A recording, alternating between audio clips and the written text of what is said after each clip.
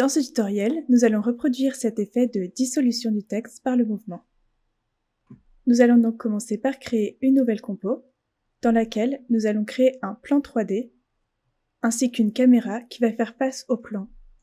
On peut cliquer sur cette icône pour que la caméra devienne le point de vue de la compo. On va tourner le plan à 90 degrés pour qu'il fasse face à la caméra, et le redimensionner pour qu'il ait le même ratio que la caméra. Et on peut placer la caméra à la bonne distance pour que le plan rentre parfaitement dans le cadre. Sur ce plan, on va appliquer un modifier d'émission de particules. On peut supprimer le renderer de surface parce qu'on ne veut pas voir le plan, et garder seulement le renderer pour afficher les particules. Dans ce renderer Default Points, on peut baisser le paramètre de taille pour rendre les particules plus petites. Maintenant, on va vouloir se servir d'une entrée vidéo pour détecter les mouvements. Pour cela, on doit créer une entrée vidéo. On va donc ouvrir le panneau de préférence de ce mode en allant dans Edit, Preferences ou en utilisant le raccourci F11.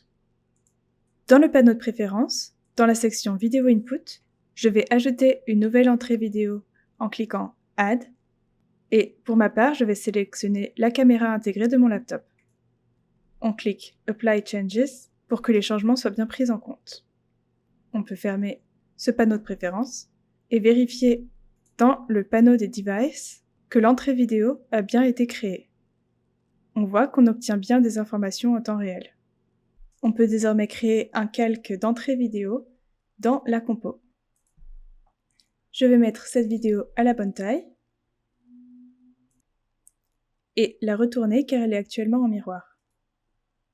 Ce qui va nous intéresser dans cette vidéo, c'est de pouvoir détecter les mouvements afin de pouvoir dissoudre le texte lorsqu'on fait par exemple un mouvement de la main.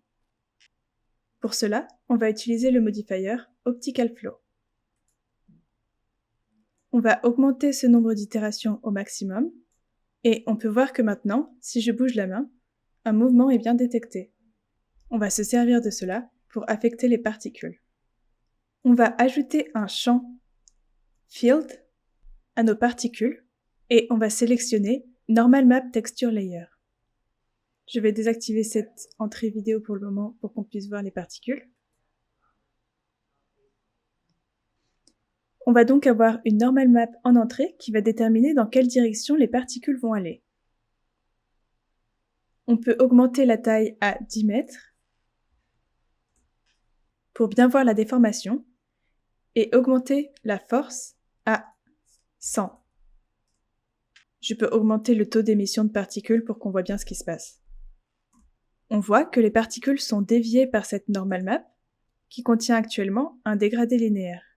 Mais nous, ce qui va nous intéresser, c'est de prendre en entrée cette entrée vidéo. Je vais donc venir sélectionner l'entrée vidéo et je vais y ajouter le modifier Optical Flow.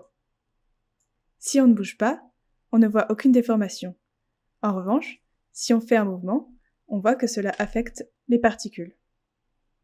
Je vais passer cette entrée vidéo derrière le plan afin qu'on puisse voir les mouvements. Pour obtenir l'effet de dissolution du texte, on veut que les particules soient émises seulement sur les lettres du texte. Pour cela, on va donc placer un masque de type Layer sur notre émission de particules. Et au lieu d'un uniforme, on va venir choisir un texte. Pour le moment, le texte est très fin. Il est donc difficile de reconnaître le texte qui est affiché. On va donc changer la taille de police à 200 et passer le texte en bold.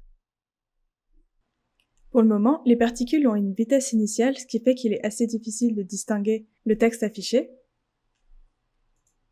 On va donc enlever leur vitesse initiale pour qu'elles restent toujours au même endroit. Je vais aussi augmenter le taux de particules pour qu'on voit davantage. Je peux donc voir distinctement mon texte affiché et si je bouge ma main, je vois qu'il y a bien cet effet de dissolution. Pour éviter que le texte disparaisse par accident lorsque la personne bouge, on va essayer de mettre le texte à un endroit où le fond est uni. On va donc venir le placer ici en haut à droite de la vidéo. Pour cela, je vais lui ajouter 1, 2D transform. Et on peut aussi ajouter un modifier colorize sur les particules pour qu'on les voit davantage sur le fond clair. Le problème, c'est que actuellement, même si le texte disparaît, il va réapparaître derrière très rapidement. Pour éviter cela, on va venir dans les paramètres d'émission des particules et on va mettre le taux d'émission à 0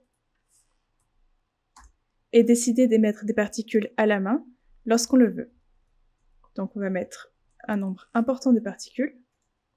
On va donc les faire apparaître une seule fois et lorsqu'on les fait disparaître, elles ne vont pas réapparaître derrière. Nous avons donc bien reproduit cet effet de disparition du texte.